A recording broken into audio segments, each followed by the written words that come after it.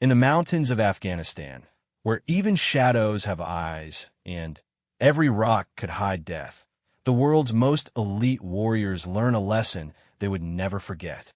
Navy SEAL snipers trained to eliminate targets from over a mile away with surgical precision found themselves outgunned, outmaneuvered, and completely dominated by someone they never saw coming. This isn't a story about superior technology or overwhelming numbers. This is about one woman who turned the rules of modern warfare upside down with nothing but raw skill, unbreakable determination, and a deadly accurate rifle. While 12 highly trained soldiers lay motionless in the dirt, she vanished into the landscape like smoke, leaving behind only questions and the kind of legend that soldiers whisper about in the dark. What happens when the hunters become the hunted? What drives a person to stand alone against impossible odds? And how does someone with no formal military training outshoot the best snipers in the world? The answers lie in a story so extraordinary that it challenges everything we think we know about courage, skill, and the true cost of survival. Maryam Ahmadi was 7 years old when she first held a rifle that was almost as tall as she was. Her grandfather, Habib, watched from the doorway of their stone house as she struggled to lift the ancient Enfield rifle, her small arms shaking under its weight. The mountains of the Hindu Kush stretched endlessly around their village, peaks that had witnessed countless wars and would witness many more. "Not like that, little star," Habib said, using the nickname he had given her since birth. He walked over slowly, his weathered hands guiding hers into the proper position.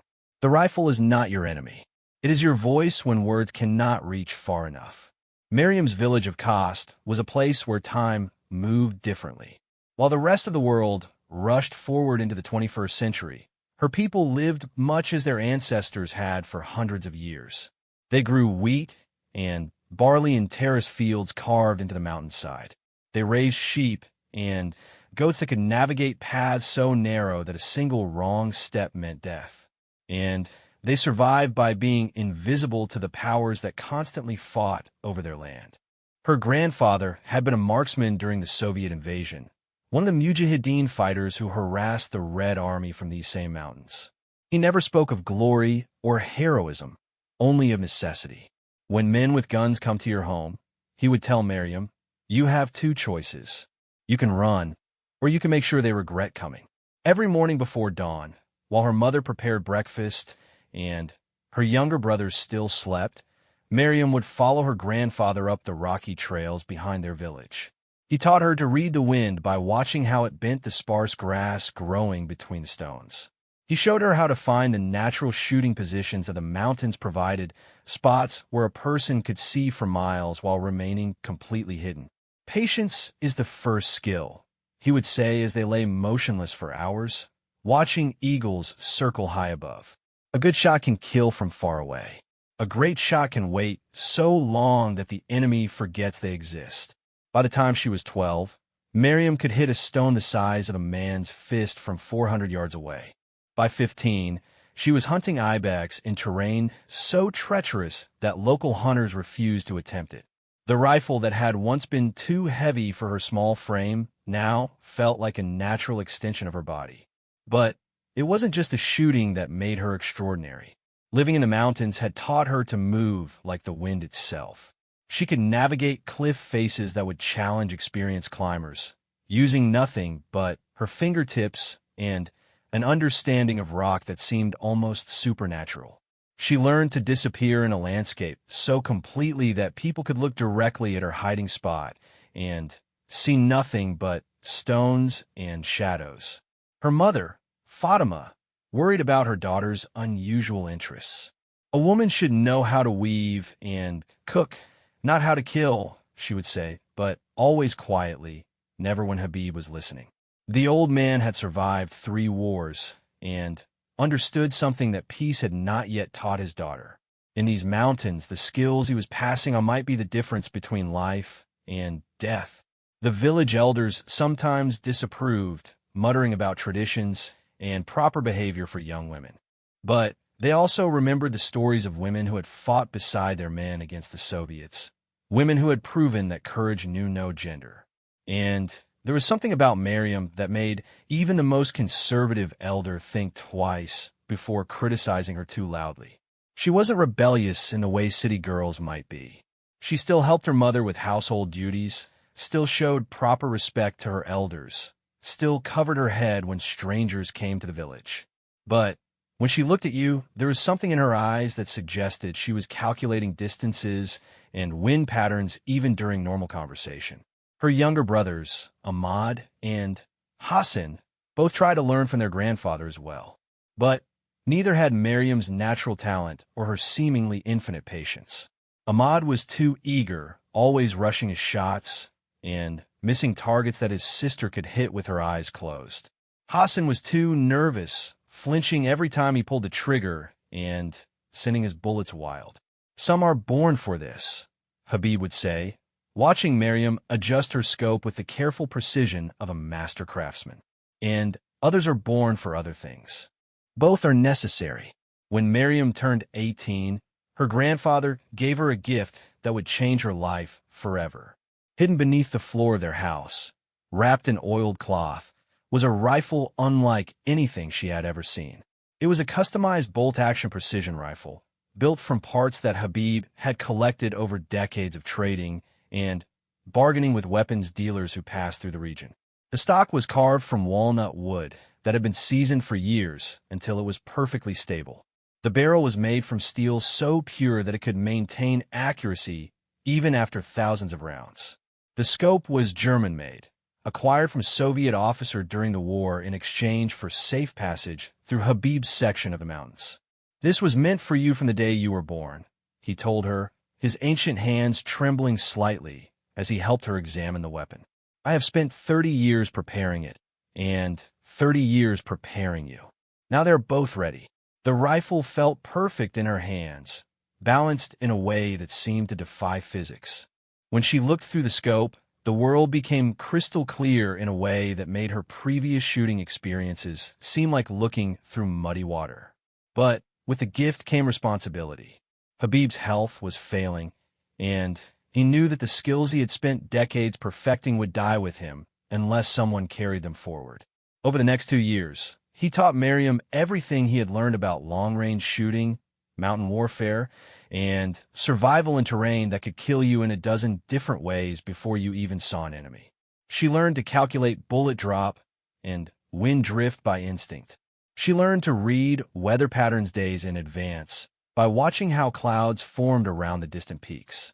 She learned to make her own ammunition, loading each cartridge by hand with the kind of precision that military factories could never match. Most importantly, she learned the mental discipline that separated true snipers from mere shooters.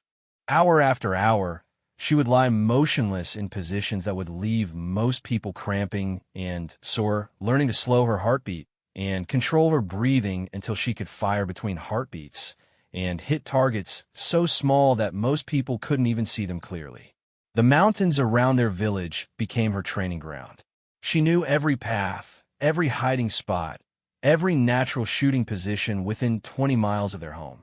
She could move through the terrain so quietly that even the mountain goats, animals famous for their ability to detect the slightest disturbance, would continue grazing while she passed within feet of them.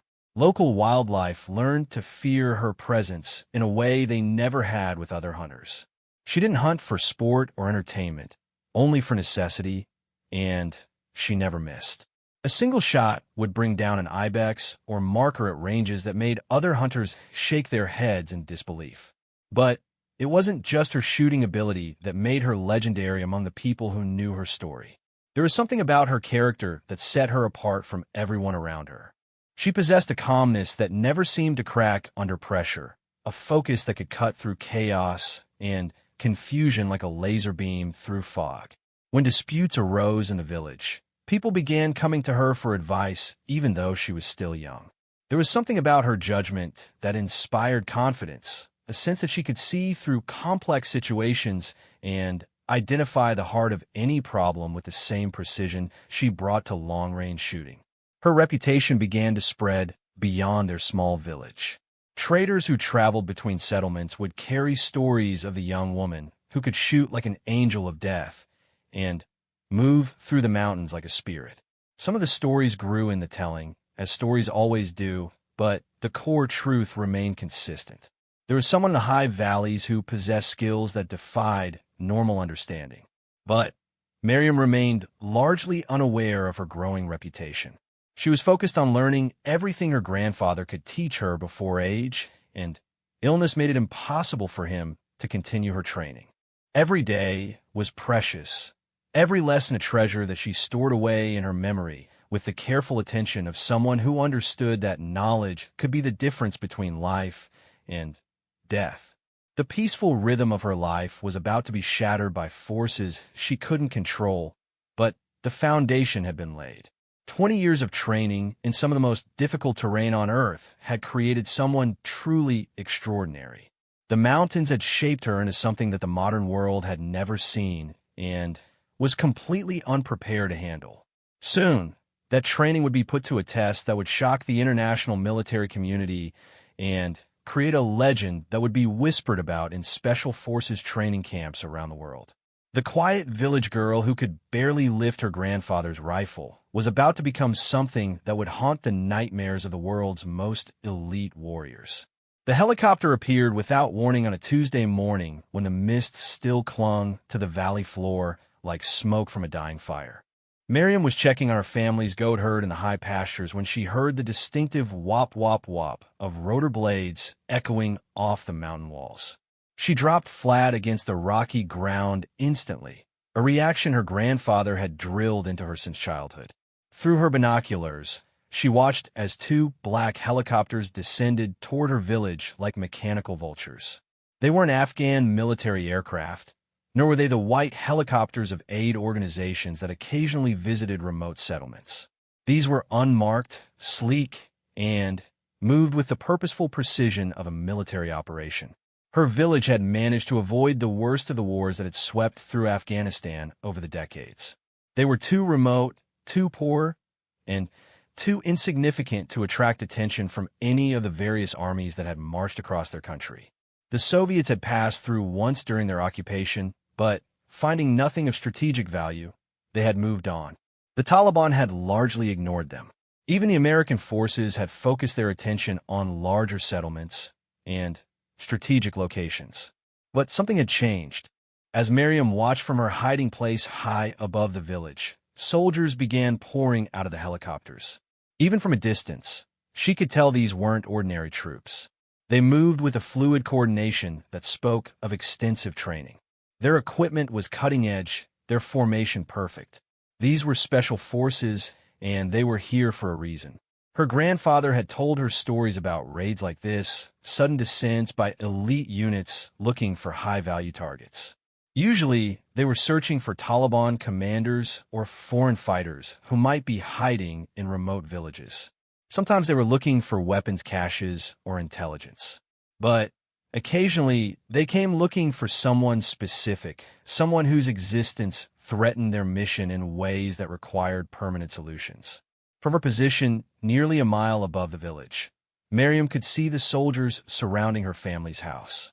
Her mother and younger brothers were forced outside at gunpoint, made to kneel in the dust while their home was searched. The sight made her blood burn, but her grandfather's training held her in place. Anger makes you stupid, he had always said. Smart fighters wait for their moment. She watched through her scope as the soldiers questioned her family.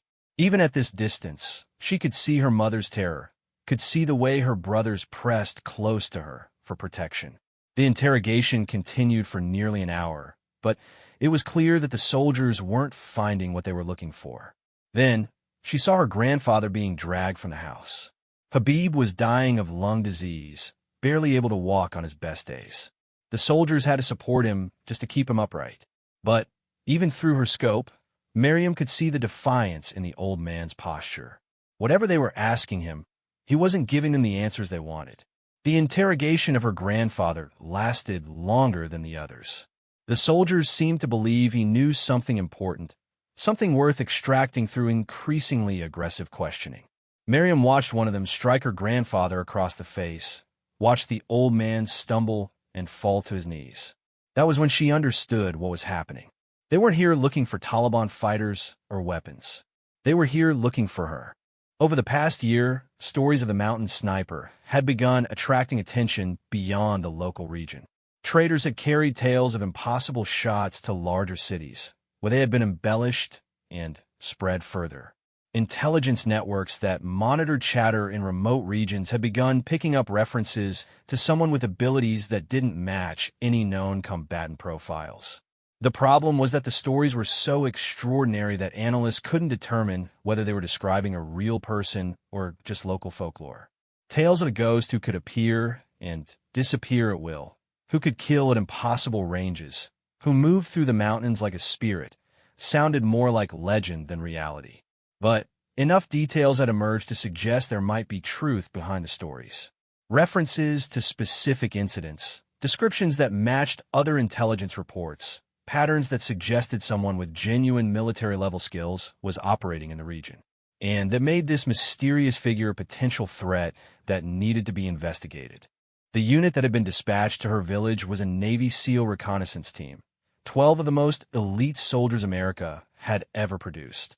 Their mission was simple: identify the source of the mountain sniper stories, determine whether the threat was real, and, if necessary, eliminate it. They had come expecting to find either an aging Mujahideen veteran trading on past glory, or perhaps a foreign fighter using local folklore to enhance his reputation. What they hadn't expected was that their target would be watching them from a position so well concealed that their most advanced surveillance equipment couldn't detect her presence. Miriam began moving as soon as she understood the situation. Using paths that she had traveled thousands of times, she descended toward the village while staying completely invisible to the soldiers below. Her rifle and equipment moved with her like extensions of her own body, never making a sound, never catching the light in a way that might give away her position. The SEALs had established a perimeter around the village, posting sentries at what they believed were all the approaches. But their training, as extensive as it was, hadn't prepared them for someone who knew this terrain the way Miriam did. She slipped through their perimeter like water flowing around stones, using micro-terrain features and shadows that didn't appear on any map.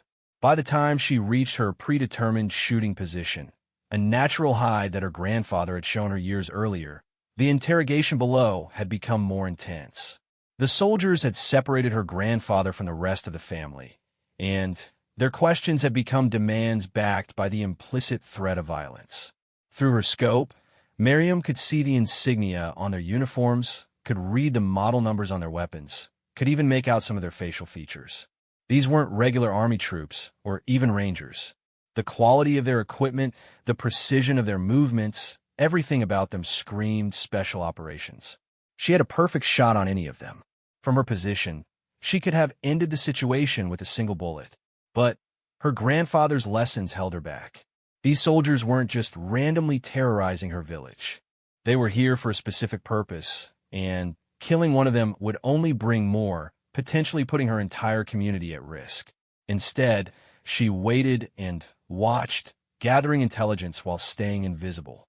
She observed their communication patterns, noted which soldier seemed to be in command, identified their escape routes and defensive positions.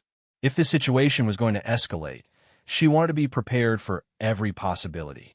The turning point came when the SEAL team leader, a man whose body language suggested extensive combat experience, began asking her grandfather very specific questions.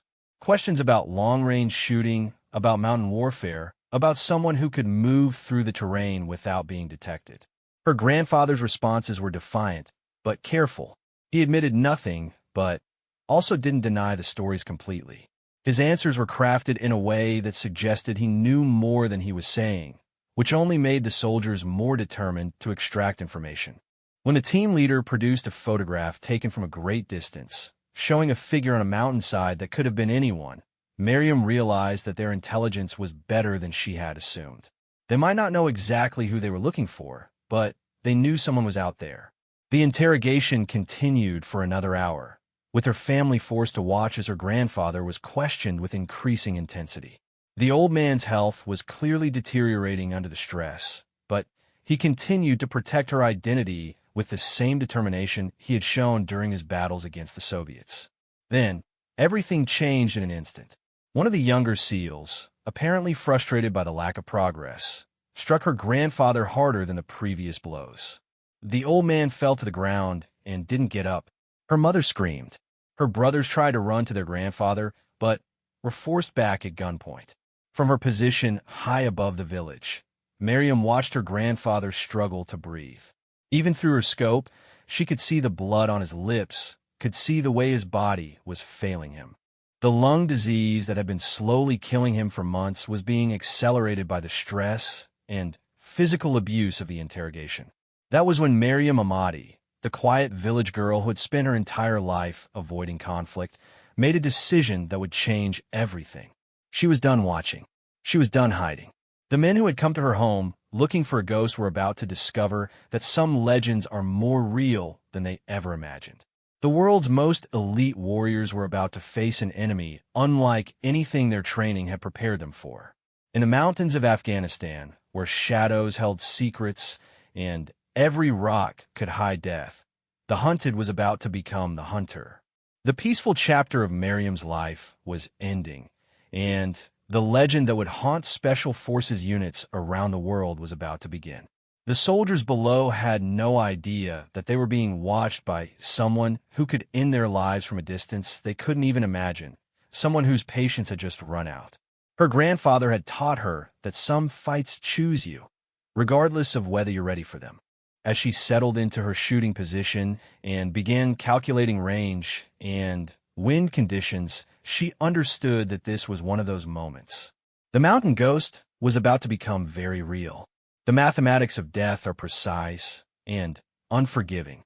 At 847 yards, with a crosswind of 8 miles per hour from the southwest, accounting for temperature, humidity, and the slight upward angle of her shot, Miriam calculated that she needed to aim 14 inches to the right and 22 inches high. The bullet would take 1.3 seconds to reach its target, traveling at over 2,800 feet per second when it left her barrel. She controlled her breathing, slowing her heart rate until she could feel the spaces between beats. Her grandfather had taught her to fire in the natural pause after exhaling, when her body was completely still and her pulse created the smallest possible movement in her rifle. Through her scope, the SEAL team leader filled her crosshairs perfectly, but she didn't shoot him. Instead, she shifted her aim to the radio antenna protruding from his backpack. It was a target less than 3 inches wide, made of metal so thin that most snipers would never attempt such a shot. But Miriam wasn't most snipers, and this shot would send a message far more powerful than a killing blow. The rifle's report echoed across the valley like thunder, and 1.3 seconds later, the radio antenna disintegrated in a shower of sparks and metal fragments. The SEAL commander dropped to the ground instantly, his training taking over even though he couldn't immediately identify where the shot had come from. The effect on the rest of the team was instantaneous and electric. These were men who had been shot at thousands of times, who had survived firefights in Iraq, Afghanistan, Somalia, and a dozen other conflict zones. But this was different. Someone had just demonstrated the ability to kill any of them at will, and they had chosen restraint instead. Sniper contact. The team leader's voice carried clearly across the valley as he shouted orders to his men. Long range, direction unknown. Take cover and establish a perimeter. But there was no cover from someone shooting from nearly a mile away with this level of precision. The village was in a valley surrounded by mountains that offered countless shooting positions. The SEAL team found themselves in every sniper's nightmare, caught in open ground with an unknown number of hostiles holding the high ground. Miriam watched through her scope as the soldiers executed their training perfectly. They moved with the fluid coordination of men who had practiced these scenarios thousands of times. But their training had been designed for conventional threats, enemies who followed predictable patterns and used standard tactics.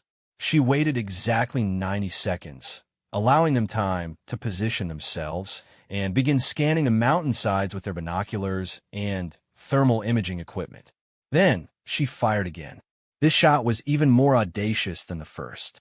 She aimed for the scope mounted on the team sniper's rifle as he lay prone behind a low stone wall. At 847 yards, hitting a target roughly 4 inches in diameter required precision that bordered on the impossible. The bullet struck the scope dead center, destroying the expensive optics in an explosion of glass and metal. The SEAL sniper rolled away from his rifle instinctively, unhurt but completely demoralized. His primary weapon had just been rendered useless by someone he couldn't even see. Now the message was unmistakably clear. These shots weren't lucky hits or random harassment. Someone was demonstrating surgical precision from a range that exceeded anything in their experience. Someone was playing with them. The team leader's radio crackled with static as he tried to call for backup, but the destroyed antenna had severed their communication with their base. They were alone in this valley, cut off from support, facing an enemy who could strike at will from an unknown position. Miriam shifted positions between shots, using terrain features and carefully planned routes that kept her invisible to their surveillance equipment. Her grandfather had taught her that the deadliest sniper was one who could never be pinned down, who appeared and disappeared like smoke. Her third shot came from a completely different angle, nearly 1,200 yards from the village. She aimed for the thermal imaging device that one of the SEALs was using to scan the mountainsides.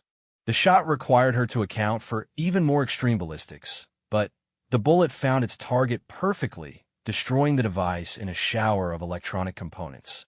The psychological effect was devastating. These were men trained to be the hunters, the ones who appeared without warning to eliminate their targets. Now they found themselves as prey, being stalked by someone who seemed to possess supernatural abilities. "This is impossible," she heard one of them say, his voice carrying clearly in the thin mountain air. "No one shoots like this. No one." But a demonstration wasn't finished. Miriam had spent 20 years learning these mountains, and she knew every position that offered a clear line of sight to the village. She began a deadly game of cat and mouse, firing from locations that should have been impossible to reach in the time between shots. Her fourth shot came from the south, destroying the night vision scope mounted on another SEAL's rifle. Her fifth shot came from the west, punching a hole through the center of a man's helmet as he crouched behind cover, missing his head by less than 2 inches. Each shot was precisely calculated not just for accuracy, but for psychological impact. She was demonstrating that she could kill any of them at any time, but choosing not to. The restraint was somehow more terrifying than actual deaths would have been. The SEAL team found themselves in a position they had never experienced in their military careers. They were being completely dominated by a single opponent who remained invisible, who anticipated their movements, and who possessed shooting abilities that defied everything they thought they knew about long-range marksmanship. Their training began to break down under the pressure. Men who had maintained perfect discipline under fire in dozens of combat zones started making mistakes. They moved too quickly between positions, exposed themselves carelessly, allowed frustration to overcome their tactical thinking. Miriam watched it all through her scope, reading their body language and predicting their actions with an accuracy that came from a lifetime of observing and hunting in these mountains. She knew when they would move before they moved. She could see their fear growing with each impossible shot. The sixth shot was her masterpiece. The team leader had taken refuge behind a large boulder that he believed provided complete concealment. But Miriam had found an angle that most people wouldn't even recognize as possible, a ricochet shot that bounced off a rock face and struck his rifle's magazine, sending ammunition scattering across the ground. That shot broke them. 12 of the most elite warriors America had ever produced, men who had never retreated from any enemy, began falling back toward their extraction point. But even their withdrawal was being dictated by someone they couldn't see. Miriam allowed them to move toward the helicopters, but her shots controlled their route, forcing them to take the path she chose for them. When one man tried to deviate from the route she was shepherding them along, a bullet would strike the ground inches from his feet, sending up a spray of rock fragments that made her intentions perfectly clear. The psychological warfare was complete. These soldiers, trained to be confident and aggressive in any combat situation, were now moving at the direction of an invisible enemy who demonstrated complete control over their fate. As they approached their helicopters, the team leader made one last attempt to regain some semblance of control. He positioned his men in a defensive formation around the landing zone and began directing suppressive fire toward the mountainsides where he thought the shots might be coming from. Hundreds of rounds poured into the rocks and sparse vegetation, turning the mountainside into a storm of flying stone and metal. It was an impressive display of firepower, but it was also completely pointless. Miriam wasn't anywhere near their target areas. While they wasted ammunition shooting at shadows, she circled around to a position that offered a clear view of both helicopters. Her next two shots struck the tail rotor assemblies of both aircraft, causing just enough damage to make them unsafe to fly, but not enough to create explosions that might harm the pilots. Now they were stranded. Their extraction point was compromised, their communications were severed, and they were at the mercy of someone who had already demonstrated the ability to kill any of them at will. The silence that followed the destruction of their helicopters was profound. 12 elite warriors stood in a valley surrounded by mountains, knowing that they were being watched by someone who possessed abilities they couldn't comprehend. In that silence, Miriam's voice carried across the valley like the whisper of the mountain wind itself. She spoke in perfect English, her accent carrying just a hint of the British officers who had once trained some of the Mujahideen fighters in the region. "You came to my home looking for a ghost," she called out, her voice seeming to come from everywhere and nowhere at once. "You threatened my family. You hurt an old man who never harmed anyone. Now you have found what you were looking for." The SEAL team leader tried to locate the source of her voice, but the acoustics of the valley made it impossible. She could be anywhere, could be watching them from any of 100 different positions. "We didn't come here to hurt anyone," he shouted back. "We were following intelligence reports. We just needed to verify some information." "Information," Miriam's voice replied, and there was something in her tone that made several of the soldiers check their weapons nervously. "You wanted to know if the mountain ghost was real. Now you know. The question is what you plan to do with that knowledge." The standoff had reached its crucial moment. 12 of the world's most dangerous men were trapped in a valley by someone they couldn't see, couldn't predict, and couldn't fight effectively. Their training had prepared them for many scenarios, but nothing like this. What happened next would determine whether this became a tragic firefight that left everyone dead or something else entirely.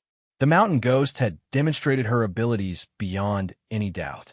Now she had to decide what to do with the power she had revealed. The legend was no longer just whispered stories told by traders and shepherds. It was standing in broad daylight, holding the lives of America's elite warriors in her hands, and deciding their fate with the same precision she brought to every other aspect of her deadly craft. The standoff stretched through the afternoon like a taut wire ready to snap.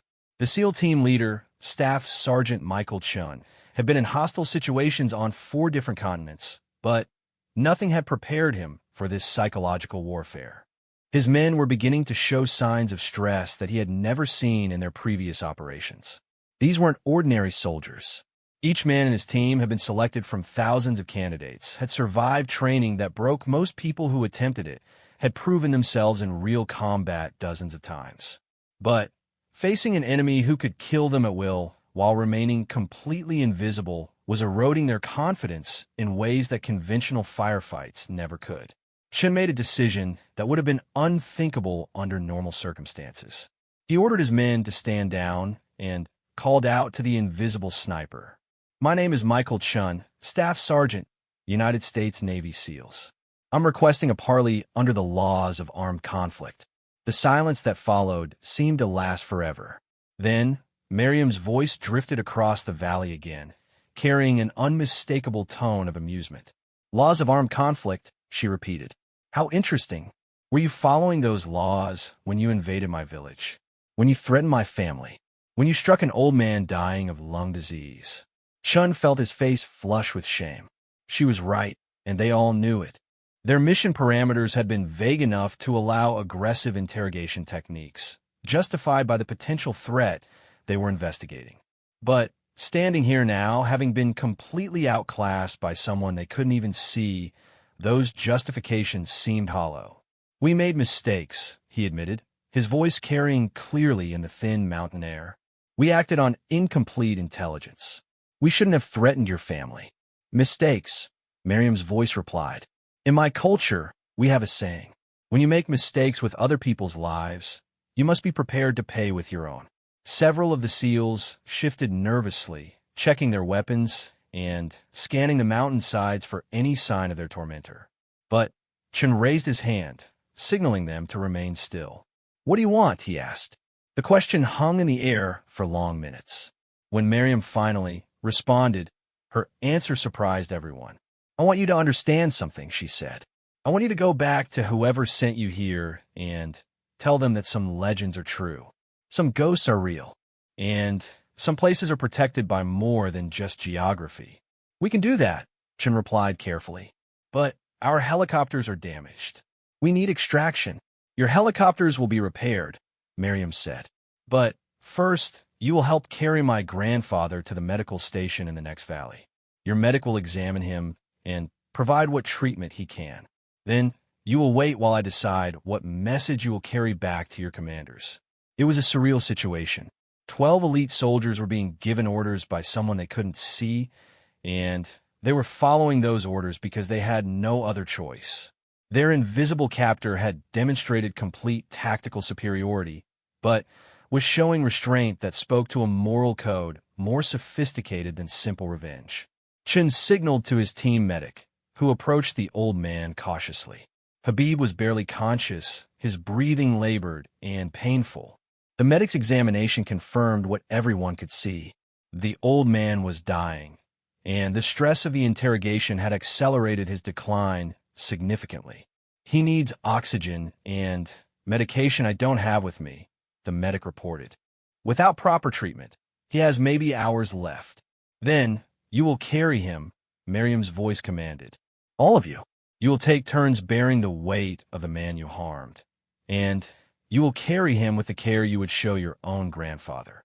The next 3 hours were unlike anything in the military experience of any of the 12 SEALs. They took turns carrying the dying old man along mountain paths that pushed their physical conditioning to its limits. The route Miriam had chosen wasn't the easiest path to the medical station, but it was the one that would teach them the most about the terrain they were traveling through. As they climbed, she continued to provide commentary from her invisible positions, describing the history of the mountains they were crossing, the strategic significance of various positions, the stories of other armies that had passed this way and failed to understand what they were truly facing.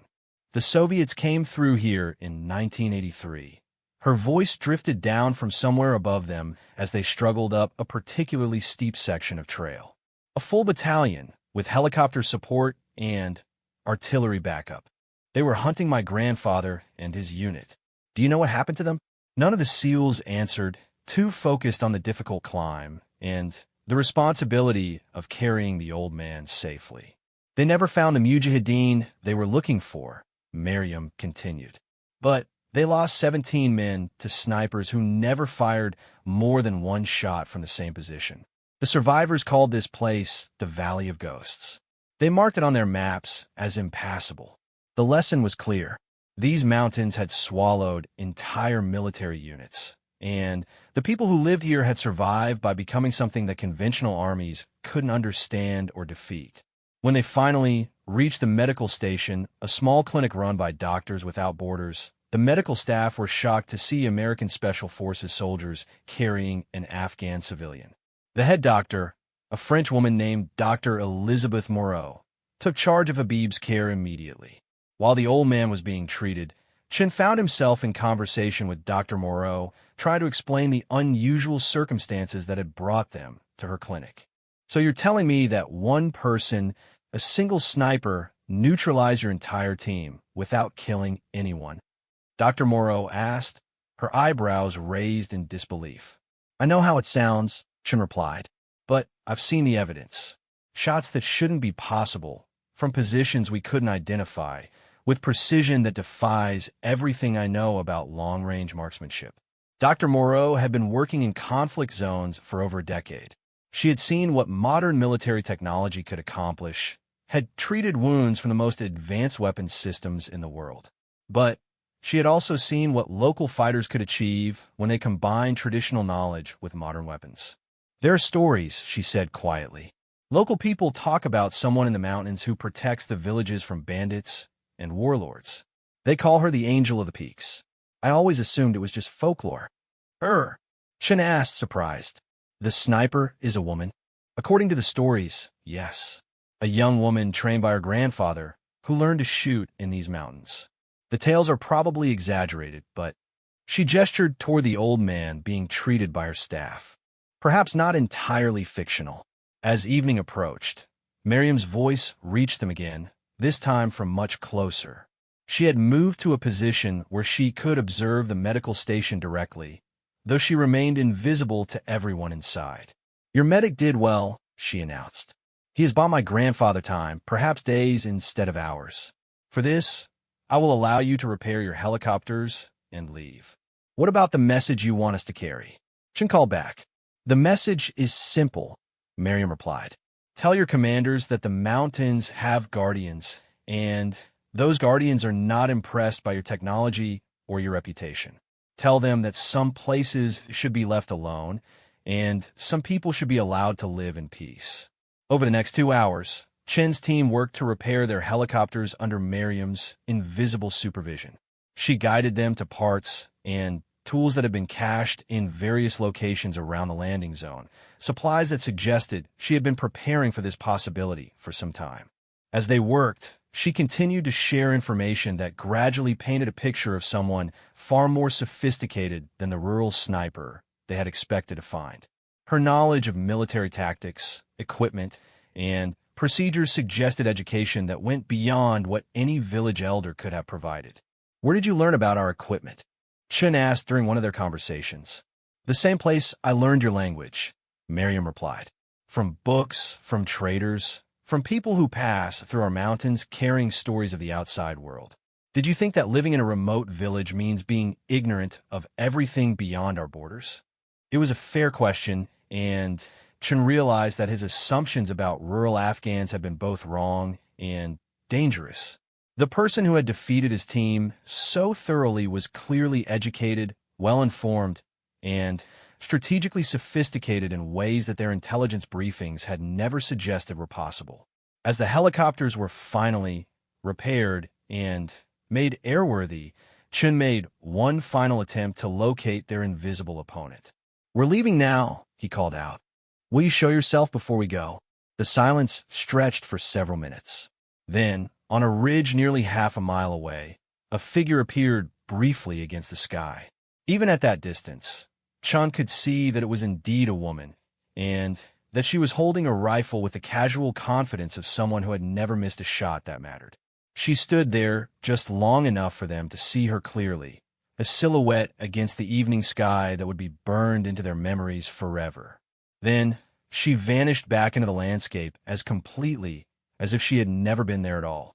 The flight back to their base was conducted in complete silence. 12 of the world's most elite warriors sat in their helicopters, each man processing an experience that would fundamentally change how they thought about combat, about enemies, and about their own limitations. They had gone into the mountains looking for a legend, and discovered that some legends were more real than they had ever imagined. They had faced an opponent who had outclassed them in every possible way, while showing a restraint and moral sophistication that put their own actions to shame. When they landed at their base and began debriefing their commanding officers, the story they told would be met with disbelief, skepticism, and eventually a grudging acceptance that something extraordinary had happened in those mountains. The mountain ghost was no longer just a collection of folklore and rumors. She had become a confirmed tactical reality, someone whose abilities had been witnessed and documented by America's most elite soldiers. The implications of that confirmation would ripple through the special operations community for years to come. But for now, in the quiet of the evening, Miriam sat beside her grandfather's bed in the medical station, holding his weathered hand and listening to his labored breathing. The legend might be growing beyond her control, but at its heart, it was still about a granddaughter protecting her family and the village that had raised her. The world had changed around her in ways she was just beginning to understand, but her core mission remained the same. Some things were worth protecting, regardless of the cost. The debriefing room at Bagram Air Base fell silent as Staff Sergeant Chen finished his report. 3 colonels, a general, and 2 civilian intelligence analysts sat around a conference table, staring at documents that described an encounter that challenged everything they thought they knew about asymmetric warfare. Colonel James Harrison, a veteran of 3 combat deployments who had seen every type of enemy combatant from conventional armies to suicide bombers, leaned back in his chair and rubbed his temples. "Let me make sure I understand this correctly," he said slowly. One individual, a civilian woman with no formal military training, neutralized your entire team using nothing but a bolt-action rifle and superior positioning. "That's correct, sir," Chen replied. "She demonstrated shooting abilities that exceeded anything in our experience, and tactical awareness that suggested she knew our every move before we made them." General Patricia Williams, the base commander, studied the photographs that Chen's team had managed to take of their damaged equipment. Each item showed precision damage that spoke to remarkable marksmanship, but also to someone who understood military hardware well enough to disable it without causing casualties. "The restraint bothers me more than the shooting," she admitted. "Any competent sniper can kill from long range. But choosing not to kill when you clearly have the ability requires discipline that most professional soldiers never develop." The civilian analysts were more focused on the intelligence implications. Sarah Martinez, a CIA operative who specialized in regional threats, had been tracking rumors of the mountain sniper for months. "The stories have been circulating through intelligence networks for over a year," she reported. "Local sources describe someone who has been protecting remote villages from bandit raids, warlord taxation, and Taliban recruitment efforts. We dismissed most of it as folklore, but perhaps we should have paid more attention." Dr. Richard Hawthorne, a military psychologist brought in to assess the situation, was reviewing recordings of the conversations between Chen's team and their invisible opponent. "Her English is remarkably sophisticated," he noted. "University-level vocabulary, perfect grammar, cultural references that suggest extensive self-education. This isn't someone who learned the language from phrase books." General Williams turned to the intelligence analysts. "What do we know about her background?" "Very little that we can confirm," Martinez admitted. "Local sources refer to her grandfather as a former Mujahideen fighter, someone who was active during the Soviet occupation. But beyond that, the family seems to have maintained a very low profile. Until now," Colonel Harrison added grimly. The implications of Chen's encounter were already rippling through the special operations community. Within hours of the debriefing, classified reports were being transmitted to Pentagon planners, CIA analysts, and allied intelligence services around the world. The story of 12 elite warriors being outclassed by a single opponent was the kind of intelligence that changed operational planning and strategic thinking. If one individual could achieve this level of tactical dominance using basic equipment, what did that say about the effectiveness of high-tech military solutions? But the most significant impact was psychological. Word of the encounter spread through the special operations community with the speed of wildfire. SEALs, Rangers, Delta Force operators, and their international counterparts began sharing the story in bars and barracks from Norfolk to Newcastle. Some dismissed it as an exaggeration or a cover story for a mission gone wrong. Others recognized the details as authentic, matching their own experiences with the unexpected capabilities they had encountered in remote conflict zones. Master Chief Petty Officer Robert Tank Morrison, a SEAL instructor with 23 years of experience, used Chen's story as a teaching moment during advanced sniper training. "Gentlemen," he told a class of would-be snipers, "this report should humble every one of you. The best equipment in the world, the most advanced training available, and 12 of our finest operators all neutralized by someone using skills that most of you would consider primitive. The students listen with the focused attention of people whose lives might one day depend on understanding the lessons being taught. What's the takeaway here? Morrison continued. Technology is a tool, not a substitute for skill. Training is preparation, not a guarantee. And never ever underestimate an opponent just because they don't fit your preconceptions. Meanwhile, in the mountains of Afghanistan, Miriam was dealing with the aftermath of her newfound notoriety in ways that the military analysts could never have predicted. Her grandfather had survived his medical crisis, but remained weak and increasingly dependent on the oxygen equipment that Dr. Moreau had arranged to have delivered to their village. The old man spent his remaining energy teaching Miriam advanced techniques that he had never shared before, lessons that went beyond marksmanship into the deeper aspects of mountain warfare. You have revealed yourself to the world, he told her during one of their conversations. Now you must decide what you want that revelation to mean. The choice was more complex than Habib's simple words suggested. Stories of the mountain sniper were spreading throughout the region, attracting attention from groups that ranged from international journalists to Taliban recruiters to foreign intelligence services. Some of the attention was positive. Villages throughout the province began sending messages requesting her protection from various threats. Local elders spoke of forming a network of communities that could support each other under her guardianship. But other attention was decidedly hostile. Taliban commanders were offering bounties for information about her location. Foreign intelligence agencies were deploying assets to gather more detailed information about her capabilities and intentions. Most concerning were the reports of imposters, individuals claiming to be the mountain sniper who were using her reputation to demand tribute from vulnerable communities. The legend was growing beyond her control, spawning variations and interpretations that had nothing to do with her actual motivations. Miriam found herself at a crossroads that her grandfather's training had never specifically prepared her for. She could retreat into anonymity, moving her family to a more remote location and hoping that the stories would eventually fade into folklore. Or she could embrace the legend she had accidentally created and use it to protect a broader community than just her own village.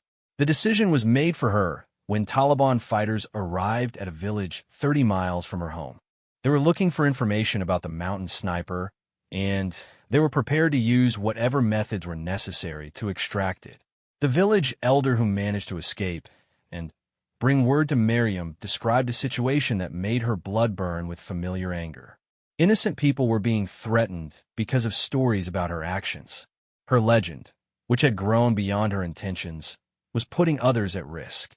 That night, she left her village and began a journey that would take her into the deepest and most remote parts of the Hindu Kush. If she was going to be a legend, she would be one on her own terms, protecting people who couldn't protect themselves and answering only to her own moral code. Her first target was the Taliban unit that had threatened the village seeking information about her. She tracked them to their camp in a narrow valley that offered multiple shooting positions and no escape routes. The engagement lasted less than 10 minutes. Working from positions that were invisible to anyone not intimately familiar with the terrain, she systematically eliminated the entire unit with precision that bordered on supernatural. No wounded, no survivors, no witnesses to carry tales back to their commanders. But she left behind evidence that would ensure her message was understood by anyone who investigated the scene. Each Taliban fighter had been killed with a single shot at extreme range, demonstrating marksmanship that matched the stories that were circulating about the mountain sniper. Word of the engagement reached Taliban leadership within days, carried by local villagers who had discovered the aftermath. The message was unmistakable. Threatening innocent people in search of the mountain sniper would result in swift and lethal retaliation. Similar operations followed over the next months. Bandit groups that had been raiding remote villages found themselves systematically eliminated. Warlords who had been taxing subsistence farmers discovered that their collectors were disappearing without trace. Foreign fighters who attempted to establish recruitment centers in isolated communities simply vanished. Each operation enhanced the legend while serving a practical purpose. The mountain sniper was becoming a force for stability in a region that had known little peace for decades. International intelligence agencies began tracking these operations with growing concern and grudging respect. The pattern of activities suggested someone with advanced strategic thinking, someone who understood that surgical elimination of key threats could have effects far beyond the immediate tactical results. Dr. Hawthorne, the military psychologist who had analyzed the original SEAL encounter, found himself assigned to a task force studying the broader implications of the mountain sniper phenomenon. "She's not just a skilled shooter," he reported to his superiors. "She's conducting a deliberate campaign to reshape the security environment in her region. Her operations show strategic planning that indicates either advanced education or natural tactical genius." The task force's analysis painted a picture of someone who had evolved from a defensive guardian protecting her immediate community into an active force working to establish stable conditions across a much broader area. But perhaps the most significant aspect of the mountain sniper legend was its psychological impact on both local populations and international military forces. For villagers throughout the region, the knowledge that someone was watching and protecting them provided a sense of security that no government or international organization had been able to establish. For military planners around the world, the story served as a reminder that individual skill, local knowledge, and moral conviction could still trump superior technology and overwhelming resources.